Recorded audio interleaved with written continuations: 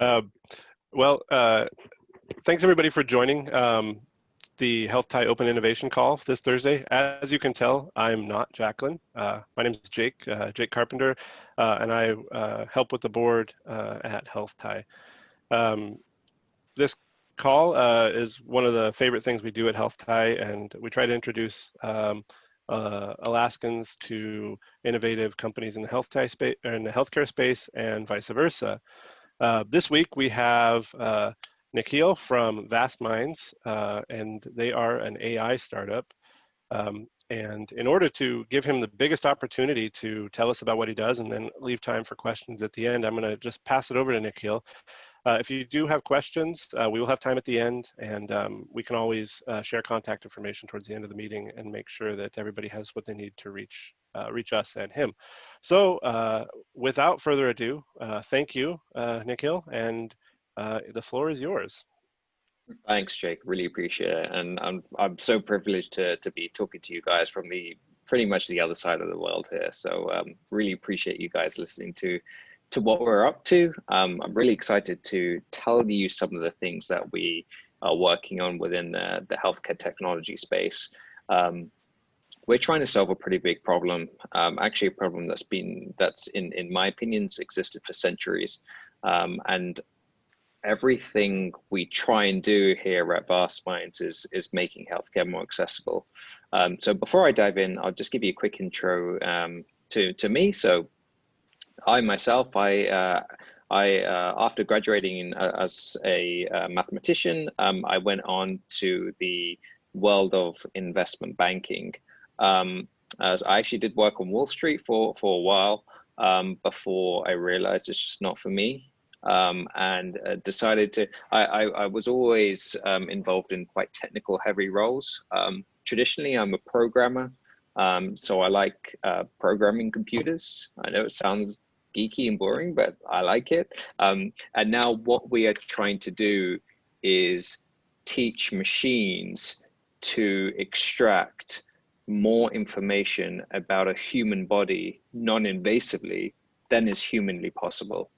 And I'm just going to go ahead and share my screen because I'm super excited to show you what we're up to. Let me see if hopefully this works and I don't run into any technical issues. So let me know if you guys can see my screen. Yes, we can see it.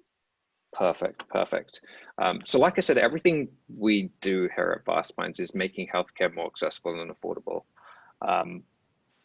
And thankfully, we have some amazing partners at Microsoft who have been a massive help to us and helped us push us along this far in terms of research and providing us with the right infrastructure so that we can scale as a small business. But really, before I dive into our technology, I really want to underpin this idea of what the problem is that we're trying to solve.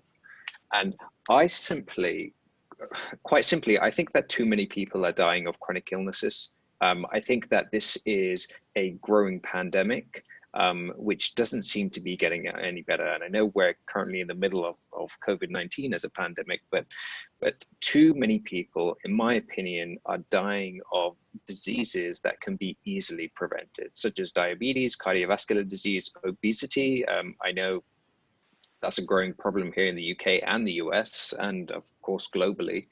And if you just look at the US in isolation of the US's annual $3.5 trillion healthcare expenditure, 90% of that is coming from managing individuals with chronic conditions. It's just ridiculous in my opinion. And the problem is, no individual has the right resources to correctly monitor their health.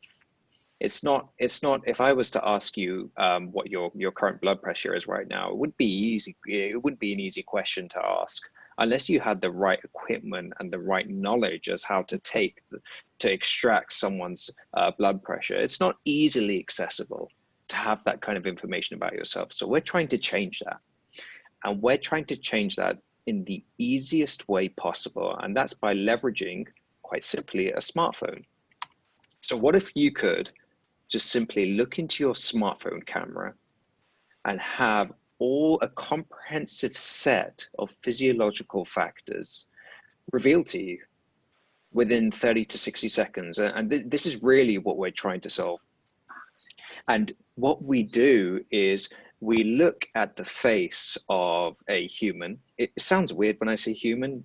People find it weird, but just roll with me for a second. But we look at the face of a human, and one of the most interesting physiological features is every time blood pulsates throughout your body, your skin changes color. Your skin changes color. Humans cannot pick that up, but machines can. And if you look at the video feed of an individual's face, we can see subtle changes in an individual's skin color, particularly around their upper cheeks and their forehead, which indicates their physiology, their internal physiology. So you can effectively say that the machines are able to see inside the human body from a distance. And that's effectively what we're leveraging here. And this is a little bit about the science behind it from a high level overview. So what actually happens is that because our skins are translucent, that means light can penetrate our skin. So this is visible light, just usual sunlight. Light penetrates our skin, and when that happens, it's absorbed by the amount of blood volume present underneath the skin. And so when that happens, but what happens is it's absorbed, which means it's refracted back out into space at a different intensity. So that phenomenon causes very, very subtle changes in the pixel values of a video feed. So if you look at a video feed, you can see various changes in the pixel values of a video feed. And within those changes is encoded what's called a PPG waveform. And for those of you who are savvy in terms of healthcare, PPG stands for photoplethysmography. It's effectively a signal that is reflected of blood, that is reflective of the blood volume changes underneath the skin. So in effect, what I'm trying to say is that by looking at someone's face, we can look at subtle changes in light absorption, which are naked to the human eye, extract those changes into a one-dimensional signal, which is a PPG waveform. And from that, we can extract real-time values for someone's heart rate, blood pressure, oxygen saturation, respiration rate, stress levels. We're already looking at more features such as core body temperature and blood glucose levels. In essence, what we're trying to say is you can look into your camera and retrieve all this information. In fact, I took a recording on my iPhone, and I'll show you what's happening in real time. So hopefully you guys can see the video playing. So what you can see here is our application is analyzing different parts of our face. It's actually broken down my face into a mesh. And you can see within a few seconds, it's already picked up my blood oxygenation level, which is 98%, pretty normal. It's now picked up my real-time heart rate, which is 65 BPM, again, normal. My respiration rate is 26 RPM is also normal. It's already picked up my blood pressure and my stress. And the blood pressure category, we categorize blood pressure from what the categorical, from what the American Heart Association's categories tell us. So normal would typically be for anyone with a systolic and diastolic of below 120 and 80 respectively. So that where you see normal blood pressure, that's based on the American Heart Association's categorization of what normal blood pressure is. So we're not making up a random figure about what we think normal blood pressure is. Stress is an interesting one. Stress we measure by looking at various peaks in so you could see a white signal on the screen here. Whilst it's still a little bit shaky, we actually measure stress by looking at various peaks on the signal. In essence, I can get effectively a comprehensive health risk score of how I am within 60 seconds. And if I just forward on to a second, you can see I'm pretty much at low risk, and I would deem myself in this case at low risk also. But it's not just for what if, I mean, this is quite important to know how I'm doing, but what if we want to know how individuals are doing that can't express themselves? Now, what about a child? A child can't express themselves. So how do we know if they're healthy or not? And this is us analyzing a video feed of a baby. And now for these, from what we're seeing, this baby is healthy. Their heart rate, their respiration rate, and their oxygen saturation is in line with what we'd expect to see. And this is, and a baby can't express themselves. So how do we take care of our childs? Typically hooking up our childs to a lot of expensive hardware equipment is not a particularly friendly approach, in my opinion. But we've tested our technology quite comprehensively against standard regulated devices. For heart rate, we are only out by around 2 beats per minute. For oxygen saturation, we are only out by 1.5%. And we are actually pretty accurate at detecting the peaks. And the reason why that's important is because that feeds our stress and our blood pressure algorithms. But one important thing, whilst everyone is so hyped or engulfed within this, within COVID-19 and that current pandemic, how can this relate to COVID-19? Well, really interesting, because the World Health Organization has already said that temperature screening alone is not an effective way to stop the international spread of COVID-19. However, there are 3 additional features which have become quite well known in infected individuals. And those include a higher than normal resting heart rate, a higher than normal respiration rate, because COVID-19 affects the lungs, it's a respiratory disease, and a lower than normal oxygen saturation level, typically below 94%. We actually currently use those features right now to compute a risk score based on COVID.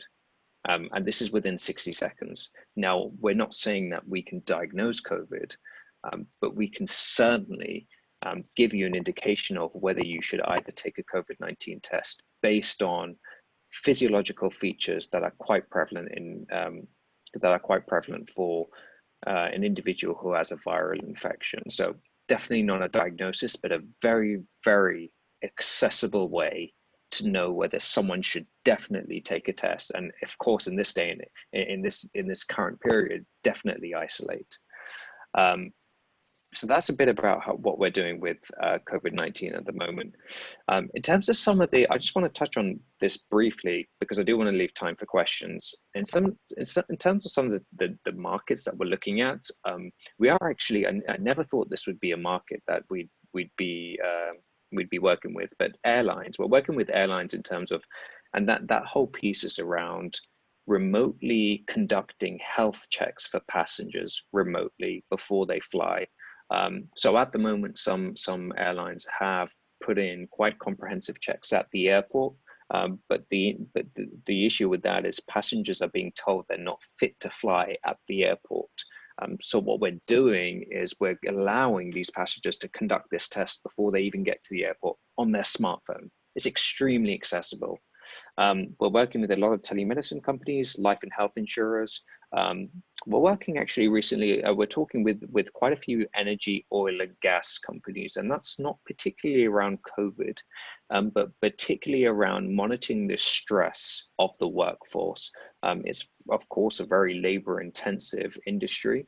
And with 99.9% of the workforce being male, not a lot of them would report whether they are mentally stressed or not. And what we can do is monitor the stress of the entire workforce. So it is we can easily monitor the deterioration or the improvement in stress of any individual, because when you're working on an oil rig or within a mine, being highly stressed can lead to negligence, and that could lead to a fatal error. So we're talking a lot with some of the oil and gas industries, exploring some really exciting use cases on how we can improve the stress of such a labor-intensive environment. And I will show you a little thing that we're doing with the airlines, because a lot of people get confused when I say, how are we working with airlines? It just doesn't really make sense. So this is an example of if I was a passenger, I would have booked a flight, I would have checked in, but I yet wouldn't have received my boarding pass. And this is me at home, maybe a few hours before going to the airport. I could simply log on to my phone within the airline's application, conduct a fit to fly assessment, which would take me around 60 seconds. And then after that, I would be retrieved my boarding pass. And that, especially in this day and age, allows for a much smoother flying experience. It's just a little use case I did want to show, because a lot of people do get confused with that. But I do want to leave it there. I do want to leave a lot more time for any questions you might have. Our team is on the management level and advisory level is a mix of doctors, scientists, data scientists, and general entrepreneurs in the life and health and science industry. And our story is all about making healthcare more accessible. And we are using our choice of medium at the moment is a smartphone.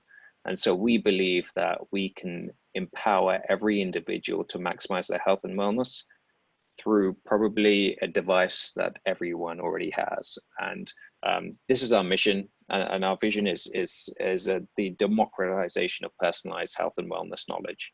And that is what we are, that is what we do.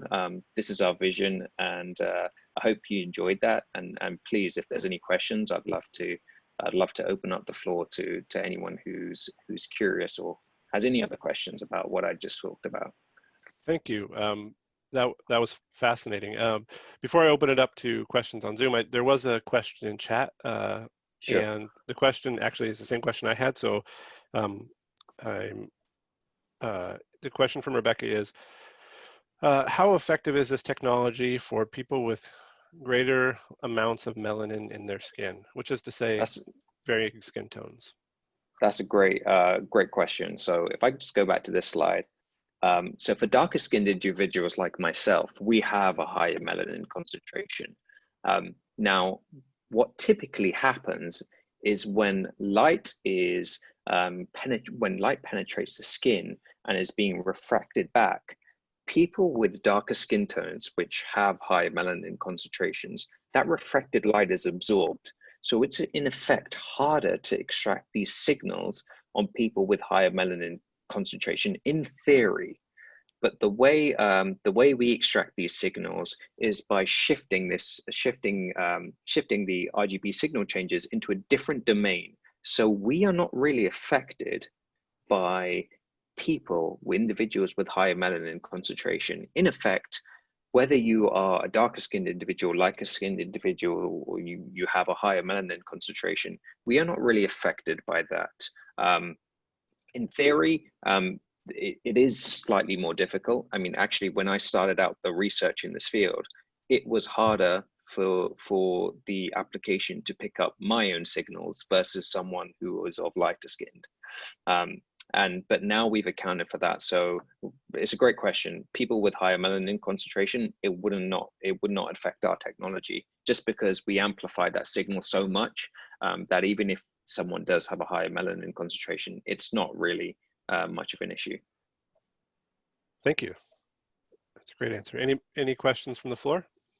I'm very interested in if a group, say an airlines or a mining company, an oil company, wanted to use this for their employees, would Sure. they contract with you on a per patient or per incident assessment? Do they do it on monthly? Do they buy a machine? What do they do to buy into your system? Sure. So what would happen is that this would be on a per user basis. What would usually happen is all their entire workforce would get this application shipped to their smartphone remotely. So there would be no purchase of machines involved. In effect, we are just software. We have no piece of hardware equipment that a company would buy. It would just be a contract where they'd buy the solution on a per user basis. Effectively, if we have 1,000 individuals working in a mine for, say, I don't know, I'm just making that up. Those 1,000 individuals would get this application shipped to their smartphone. So without any touch, there'd be no touch, no physical contact. They'll get this shipped to their smartphone. From that point, they can download the application within 60 seconds. It's super quick, super hands-on.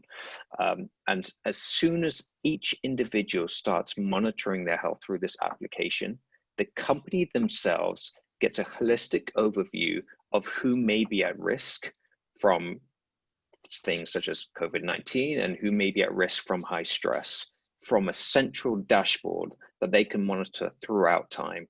And typically what we're exploring is the workforce to take one execution a day before they either go to an oil and gas rig or they go into a mine. And that gives the organization a daily score of how that individual is either improving or deteriorating. So, and if they do see a deterioration in an individual, they can intervene early and suggest that to them to either go and get a checkup for whatever reason, or to conduct in any other kind of intervening behavior. So that's typically how organizations work. It's pretty simple. The beauty of it is that it's just software. We have no hardware equipment that we sell. So it's extremely accessible, easily deployable to anyone with a smartphone. What's been your experience with either need for refurbishment of the program or breakdown or slips or goofs in the program?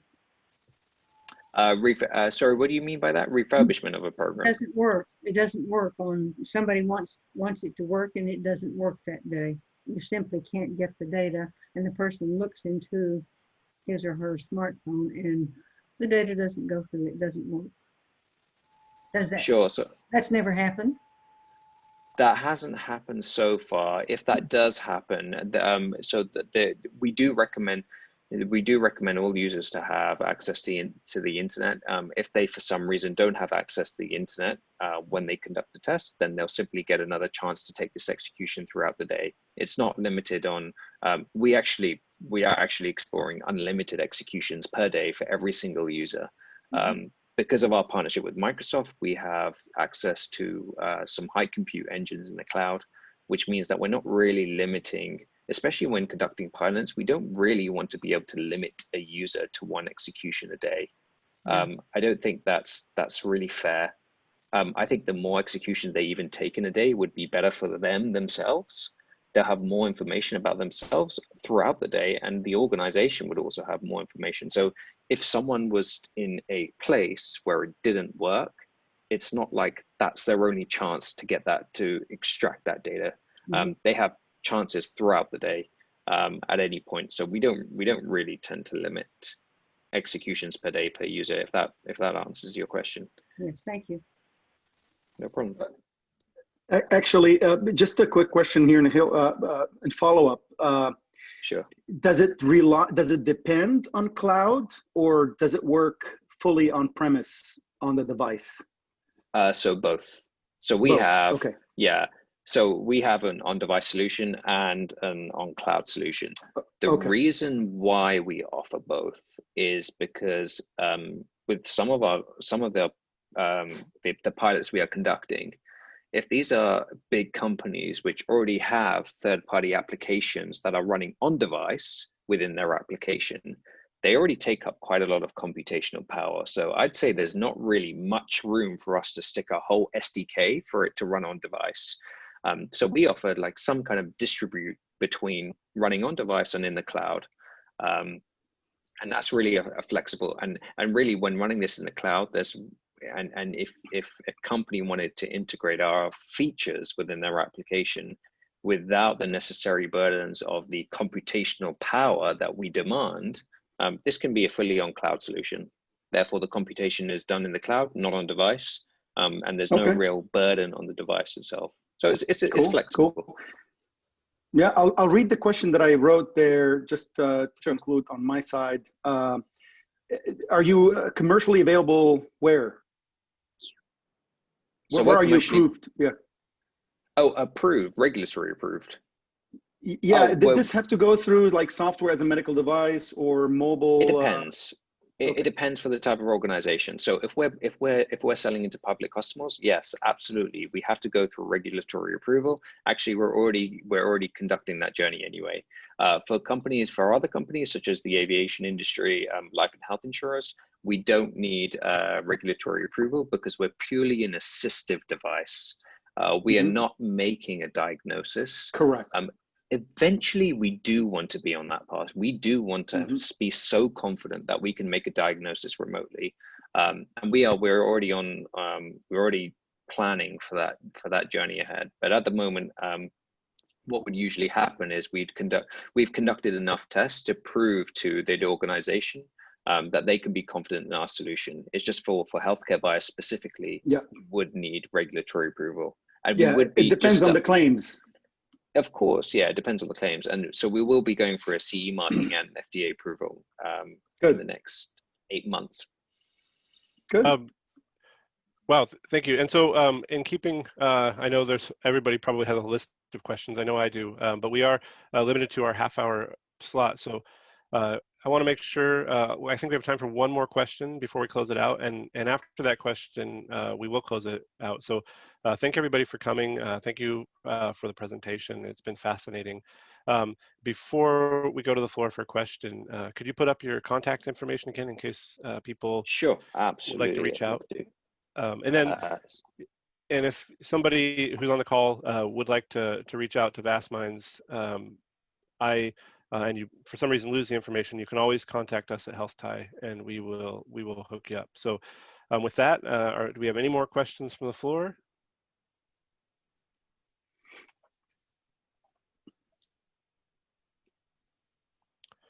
Well, I don't think we do, and I will reserve my questions for a later email. So thank you once again. And do you have any last words for us before we close it out?